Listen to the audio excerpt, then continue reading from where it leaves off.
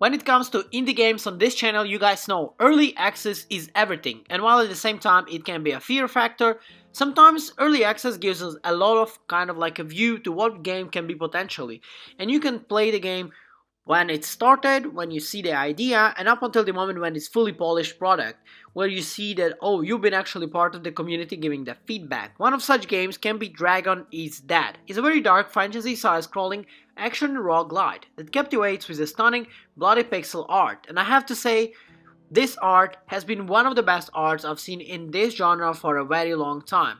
The one game it actually reminds me straight up from the beginning, it is the game called Blast House, and the second part especially, where the design parts coming in clutch.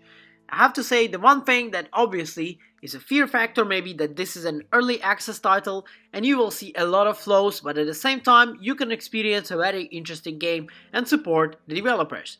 So before we fully dive into gameplay, apart from the developer artifacts, art and animation from the game, I would like to ask you, if you're not a subscriber of this channel, please be, because it helps and supports that channel and our project. Let's go guys, let's see what the Dragon is Dead all about. All the dragons have challenged their gods and have fallen to except for the Guardian or Guarinan, whatever is the name. So he's basically the leader of the dragons, who has lost all his count of the gods and has embraced an evil, is corrupting world which is Rift. Yes, this is basically what Dragon is Dead about. So you see from the beginning the plot is very dark and it feels like it's something similar to God of War 1 vibes, where everything basically falls apart and you're going down and you're trying to like ruin everything that's almost falling apart around you. Filled with the rage and madness, you must become the Dragon Slayer who can stop Guardian. Slay Guardian is free with the survivors with their suffering, defeat twisted monsters and giant terrifying foes from Guardian has created. Armed with a variety of skills and equipment, you will be really rooting for everyone with the facts of the adventures that can let down any foe. Don't be afraid of the death, because actually dying here is the part of the challenge to perfect your skills, something that you can see in games like Sekiro and, like I mentioned, Blast House. So the gameplay part here is very interesting. It's heavy much experience basically from the school, the Hero Slayer, which we also reviewed on our channel. I have to say the players are really very interested in terms of like it's a room-to-room advancing only.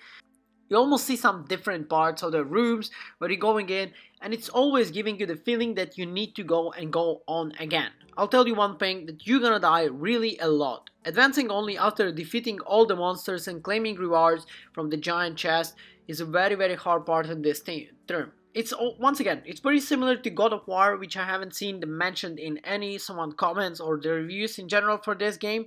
But I would say for me so far it is like a God of War from 2D perspective with a little bit of Souls-like, but then in the end of the day it's a slasher RPG.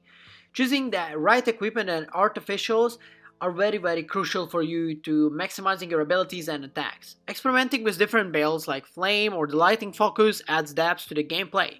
Enemies are diverse and challenging, requiring players to adapt to strategies. The game currently features hundreds of equipment pieces with different rarity values. Each guarantees the various bonus. While multiple weapons types exist, the only affect stats rather than combat mechanics, players will always basically swing a sword, regardless of the weapon equipped. Artifacts, arguably, and abilities offer numerous synergies for abilities and stats. Art and animation in this game is amazing. The pixel art style of the Dragon is Dead is suitable grim with excellent enemy animations, particularly for the bosses. One memorable boss for the giant blade spider appears in the intro animation where it gracefully bites a soldier in half. While some of areas could benefit from the more contrast and overall visual presentation, it's in general impressive. Early access and future development for the game. Well, looking ahead, the game has already solid foundation to build upon, with the plans to continue develop it over the next year. There is a lot of potential for Dragon is Dead to evolve and expand. The game's core mechanics are very strong with ongoing updates. It promises to remain engaging beyond its 1.0 release. I would have to say that in general, from my perspective, this game is something that, well, fans of RPG, especially the pixel ones, are gonna be really very excited. The game has very much interesting style, they have very good combat so far.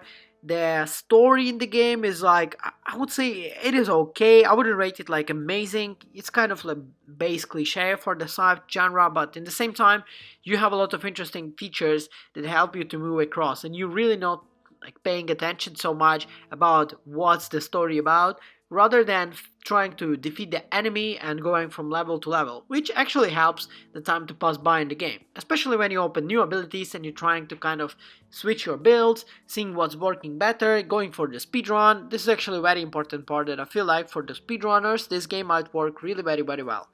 In general, would you get this game now? I would say wait for the Steam Summer Sale and just get it on sale, and you overall will be very much, I think, happy with what you get as the product. And I think by the time that this review even gonna be on the channel, probably there's gonna be one more update that you will see a little bit of kind of like improvement. In general, I would say this is the game that worth your time. It has a good graphics, it has a very interesting song, by the way, the sound design in the game is very good, the level design is good, there are some flaws, but once again, early access title, guys, don't expect much. From rating from 0 to 10, we are getting a solid 7.5 to Dragon is Dead. Thank you for watching, guys, and I'll see you in the next one. Bye.